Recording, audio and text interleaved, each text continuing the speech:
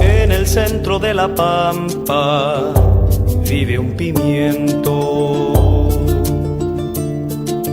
Sol y viento pa' su vida, sol y viento. Sol y viento. Hello, I am Patrick Barnard. Welcome to the 66th edition of the Pimento Report. It is Monday, April 29th, 2013. Montreal is waking up, and here I am in a small municipal park. April is Poetry Month, and we're going to look in this Pimento Report at some poems. A short poem by Eckerlin, who is a Montreal poet and one of the people who runs Argo bookstore. He's just brought out a new book, We Are Not the Bereaved. We're also going to look at the poetry of Jack Gilbert. He's an American poet, recently died, and his collected poems have been brought out, and we're going to take a look at his poems and his life. And finally, we're going to hear two poems by Charlotte Hussey. I'm going to read them. She is a Montreal poet who works at Dawson College.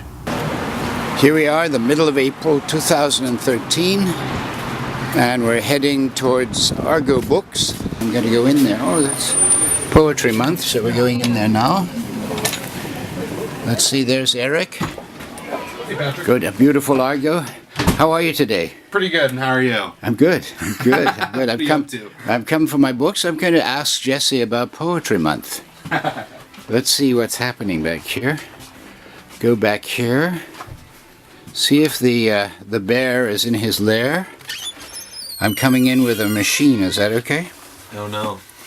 Yes. How are you, Jess? Not too bad, yourself? Good, good, good. So I'm doing a little piece on Poetry Month. Okay. And how has it been? Oh, great. Mm-hmm. Yeah. Have you sold some? It's actually our best sale for some reason. Oh, good. Very good. Which is heartening, I suppose. Yeah, I bought, what did I buy? I bought Jack Gilbert. Yeah. I might buy Louise Gluck. You've just published a book of poetry. I'd like to shoot a question to you. Mm-hmm. Which of those poems in that book of yours are you most fond of? I like the first one. It's short and brief. He dreamt that he'd belied half of what he'd cradled, and that the duration turned out to be finally less than fatal.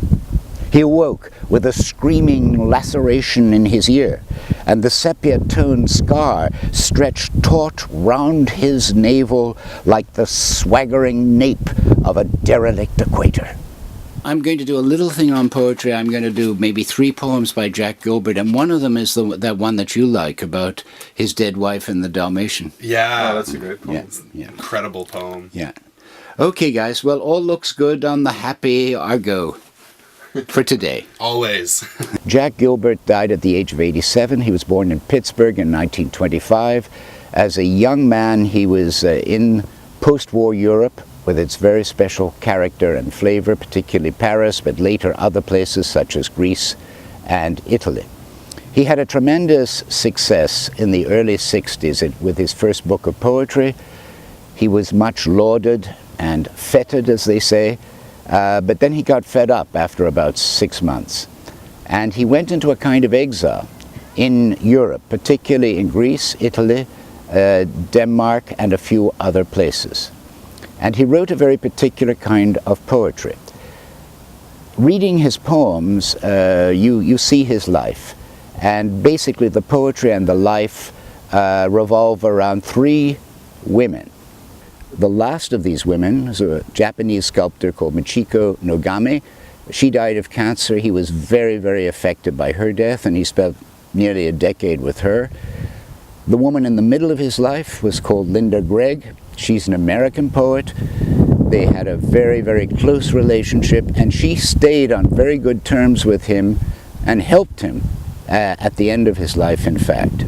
And the first woman, who I think had the greatest effect upon him, was an Italian woman from Perugia called Gianni Gelmetti. She died at the age of 73 in 2010. And this etching here on the front of this book was done in 1960 by her, and it's just simply called Jack. So I'm going to read the 3 poems that strike me in this collection about these 3 women, and I will start with a very well-known one about Michiko, his last woman and his wife, and it's called Alone. I never thought Michiko would come back after she died. But if she did, I knew it would be as a lady in a long white dress. It is strange that she has returned as somebody's Dalmatian. I meet the man walking her on a leash almost every week. He says good morning, and I stoop down to calm her. He said once that she was never like that with other people. Sometimes she is tethered on their lawn when I go by. If nobody is around, I sit on the grass. When she finally quiets, she puts her head in my lap and we watch each other's eyes as I whisper in her soft ears. She cares nothing about the mystery. She likes it best when I touch her head and tell her small things about my days and our friends. That makes her happy, the way it always did. About a quarter way into this collection is a poem which was published in 1982. It is about Jack Gilbert and Linda Gregg, and it includes many things. One time he was with her father, actually, who didn't approve of him, and he volunteered to prune a tree, and he climbed way up this tree, and he fell out of the tree and damaged himself very severely. That memory is in the middle of this poem.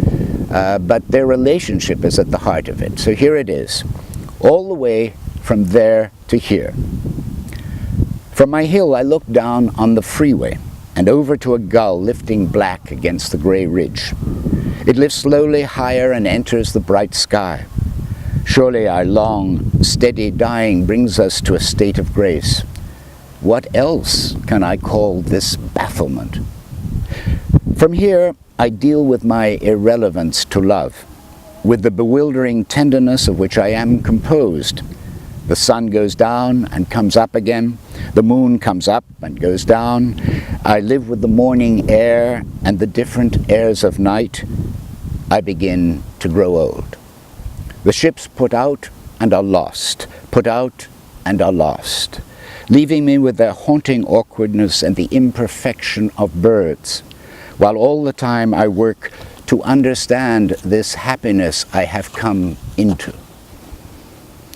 What I remember of my 9-story fall down through the great fir is the rush of green, and the softness of my regret, and the ambulance going to my nearby death, looking out at the trees, leaving me. What I remember of my crushed spine is seeing Linda faint again and again, sliding down the white X-ray room wall as my sweet body flailed on the steel table, unable to manage the bulk of pain. That, and waiting in the years after for the burning in my fingertips, which would announce, the doctors said, the beginning of paralysis. What I remember best of the 4 years of watching in Greece and Denmark and London and Greece is Linda making lunch, her blondness and ivory coming up out of the blue Aegean. Linda walking with me daily across the island from Monolithos to Tira and back. That's what I remember most of death. The gentleness of us in that bare Greek Eden, the beauty as the marriage steadily failed. And at the beginning of this book is a poem to the woman, I'm guessing now, who I think perhaps was the most important person in his life in some ways. Her name was Gianna Gilmetti. She was from Perugia. She was quite young. He was a slightly older man, an American who had exiled himself in Europe. He was very much in love with her. There's a beautiful poem in which he describes this lovely woman pressing her thighs against his neck as he carries her on his shoulders into some water, and then he stumbles and falls. Her sister, he says, supposedly, told him, Jack, Gianna's made to have children, to be a mother. You really should leave her. And he did. He left her alone. But the extraordinary thing is he didn't explain his departure from her. And I find that amazing. Her lithograph, her drawing called Jack, is on the front of this book. So here's a poem that he wrote many years ago for Jana. In Perugino we have sometimes seen our country. And below it says, for Jana. In Perugino we have sometimes seen our country. Incidental, beyond the Madonna, the mild hills, and the valley we have always almost remembered, the light which explains our secret conviction of exile. That light, that valley, those hills, that country where people finally touch as we would touch, reaching with hand and body and mouth, crying and do not meet.